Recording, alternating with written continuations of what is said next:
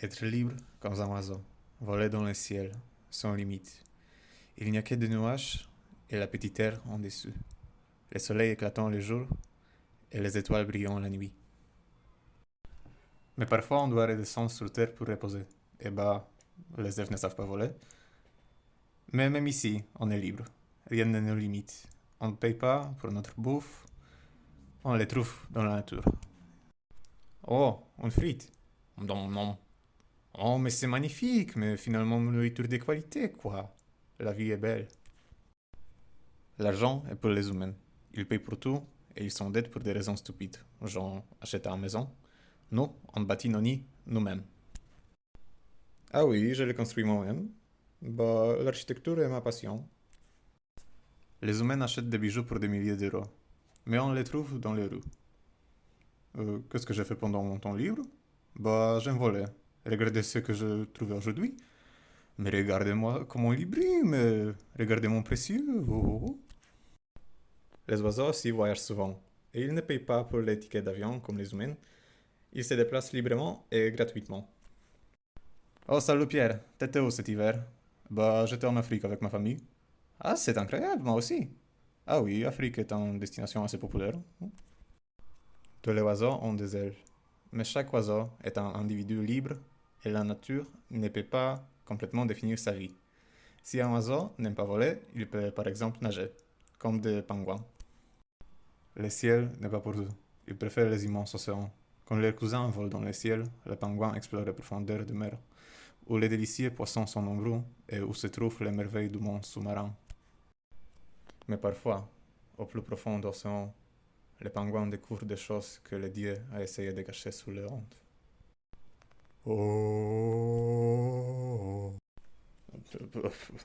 Non, non, non, je reviens. Peut-être il faut me trouver un endroit isolé où on serait libéré de tous les monstres.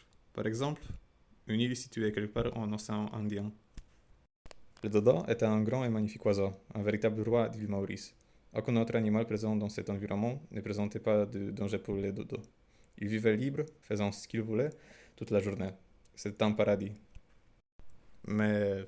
Hon hon, bonjour! Le dodo avait été anéanti par l'homme. Mais à l'autre bout de l'océan Indien, un autre oiseau vivait dans un environnement beaucoup plus dangereux.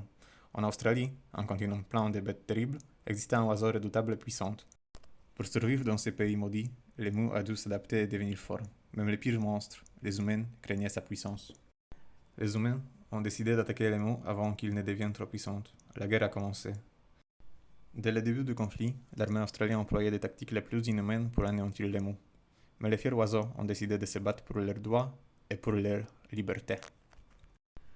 On avait été attaqué par les monstres. Si vous voulez garder votre liberté, vous devez lutter contre les humains. Si on perd, ils vont mettre nos enfants dans les prisons, comme ils le font avec des autres oiseaux. Imaginez ça. Oh oh, monsieur pingouin, vous voulez manger ces délicieux poissons? Oui. Très bien, mais vous devez sauter pour les recevoir. Oh oh, incroyable, ici votre poisson. Quelle humiliation. Au moins la nourriture est bien préparée. Crue. Oh non, c'est horrible. Mais on va vaincre nos ennemis. On est des descendants des dinosaures. Lutter comme nos glorieux ancêtres. La liberté ou la mort. Ah! Les oiseaux ont gagné cette guerre.